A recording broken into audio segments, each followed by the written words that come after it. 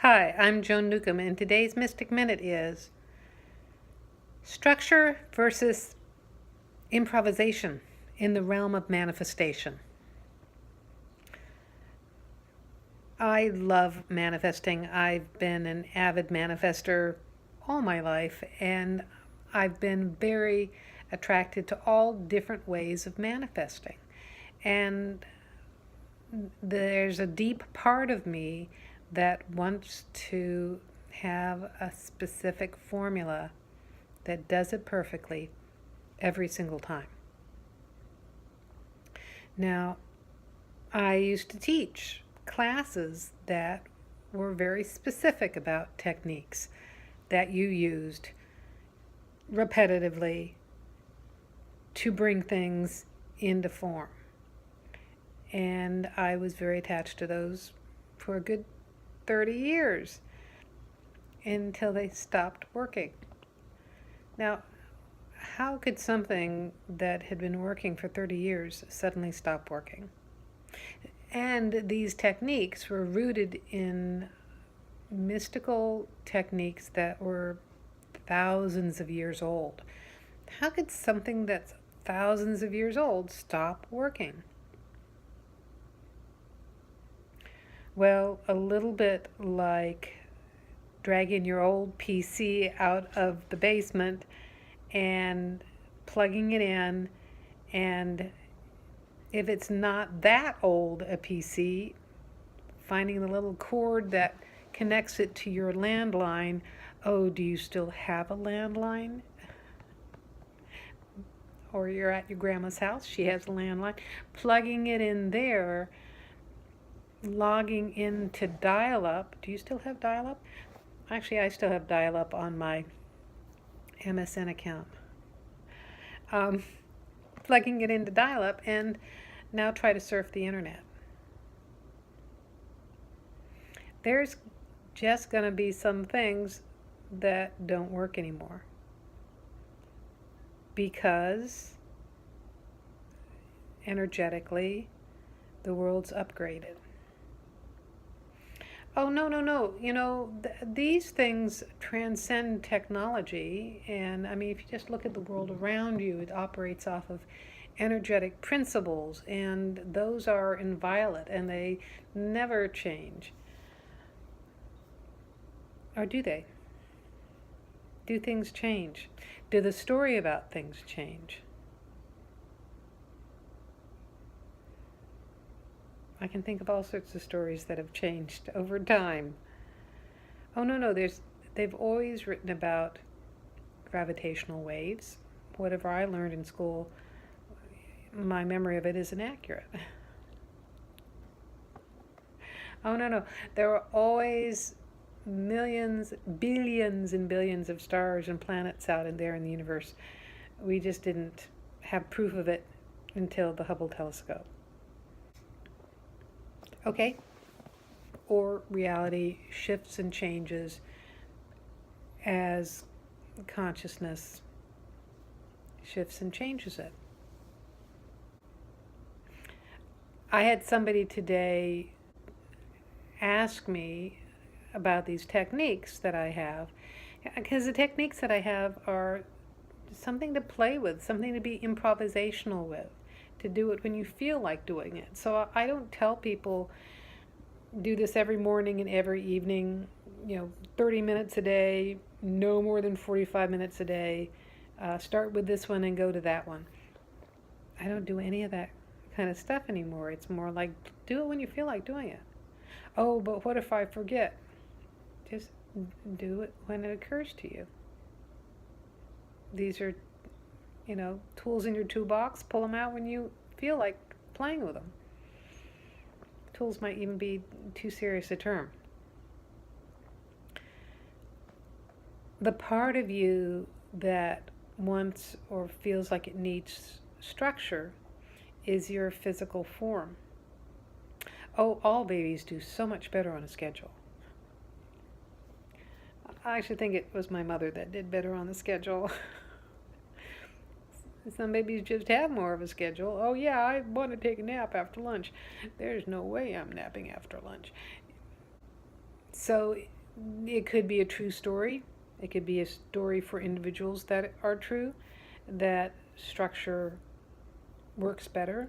It's a way to learn. It's a way to manifest. Now, it's a tried and true way of manifesting in the past. You repeat the thing over and over again, and it will become real. Your thoughts over and over again, they'll become real. So if you're repeating negative thoughts over and over again, what are you manifesting? All of that is old paradigm. For one thing, it doesn't take that much repetition anymore. It'll show up in your space right away, or it won't. It'll defy expectations. I think of the old way of using repetition is a little bit like, yeah, you're manifesting sort of as consciousness, as spirit you're trying to manifest from a non-physical, mystical way. And you're doing it in a very laborious physical manner, like a 3D printer. So 3D printer, you program it with the details and statistics that you want, and there it goes. It's spitting out the liquidized paper or cement or whatever plastic you're using, and it's creating layer upon layer upon layer. Now, if you have a mistake in your calculations, the thing's going to collapse. There's going to be air bubbles in it. The dimensions aren't going to work. And that's what happens when we're trying to use our repetitive thinking, and really we're trying to manifest as consciousness from a physical form. Your creation is going to have air bubbles. I find as we shift to operating as 5D consciousness and form, then the way that consciousness is in form is improvisational, whimsical, curious, playful. This is all a big experiment. It's definitely not serious. It's not formulaic. It's not repetitive. It can be instantaneous. It's, well, let's try this. Let's see what happens. It's being open-minded. Now, the part of you that'll be driven crazy by this is the part of you that wants the structure, that wants the control, that wants the formula, so I can replicate this over and over and over again. You know, you're creating reality every breath, every blink of your eye, every heartbeat. You're creating reality. It's playful and it's no big deal and it's spontaneous, it's sporadic, it's effortless as consciousness. So as you shift to 5D perspective, all of this will make a lot more sense. There'll be like no inclination to do it the other way. Or if you're straddling between worlds, it's honestly, I can go there, straddle between worlds where I really want to manipulate the crap out of this. I want to make this go my way. You can straddle both worlds, see how that feels. Consciousness is here to experience discomfort with as much relish as pleasure. So I'll just say that in my experience, as we are going through this consciousness shift, the old ways of doing things stop working for you, aren't effective for you. Actually, they have always had a glitch or a loophole. Oh, the universe has a sixth sense humor. It's always had a glitch or a loophole. And when you start operating from greater consciousness, from a 5D perspective, whatever language you want to give it, things start to show up, unfold differently, be more expansive, defy expectations, show up beyond your imagination, beyond your wildest dreams. So one of the things you don't have to let go of your structure if you really love your structure. It's like I like to do my yoga first thing in the morning, 15 minutes. I like to sit down and balance my checkbook because I like playing with numbers. Those things are important to me. If you have a practice that's an hour long in the morning and that's what floats your boat, you keep doing it,